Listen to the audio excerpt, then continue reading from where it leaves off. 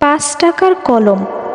হ্যাঁ, মাত্র ৫ টাকার কলম দিয়েও যে মানুষ কোটি টাকার হিসেব করে, সেটা কি কখনো ভেবেছ?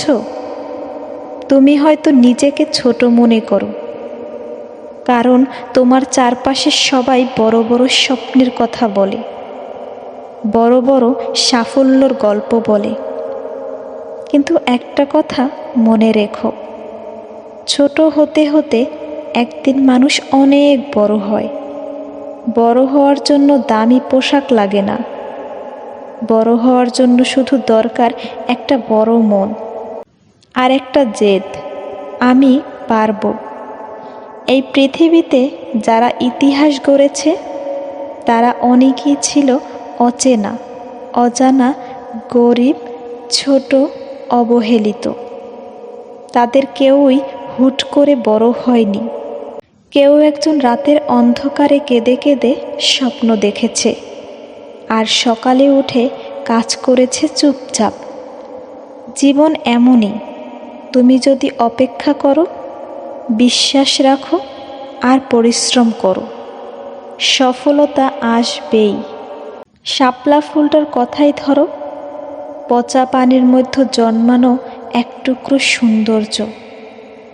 জল আর কাদার মধ্যে বেড়ে উঠেও সে নিজেকে গড়ে তোলে।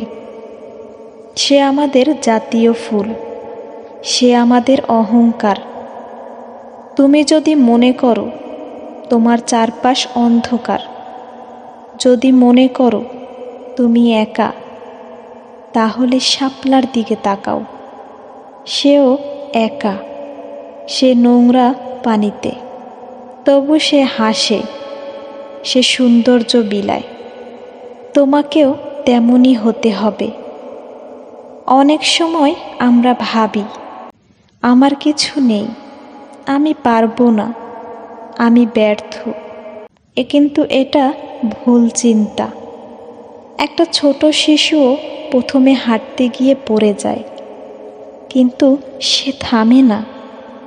তুমি বড় হয়েছ, কিন্তু হোঁচট খেতে ভয় পাও কেন?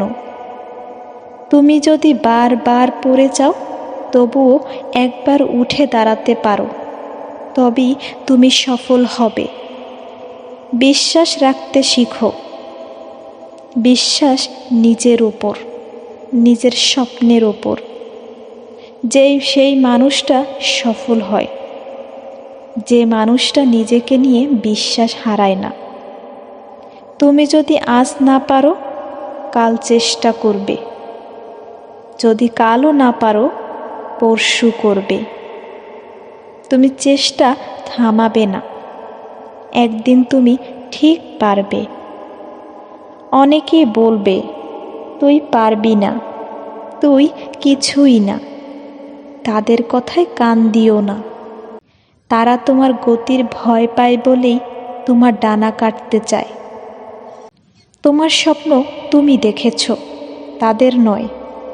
তোমার জীবন, তোমার পথ, তোমার যুদ্ধ। কাজেই তোমার সিদ্ধান্তই শেষ কথা।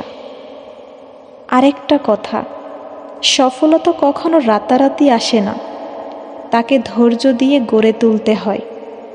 ধাপে ধাপে, কষ্টের ওপর কষ্ট, অশ্রুর উপর হাসি।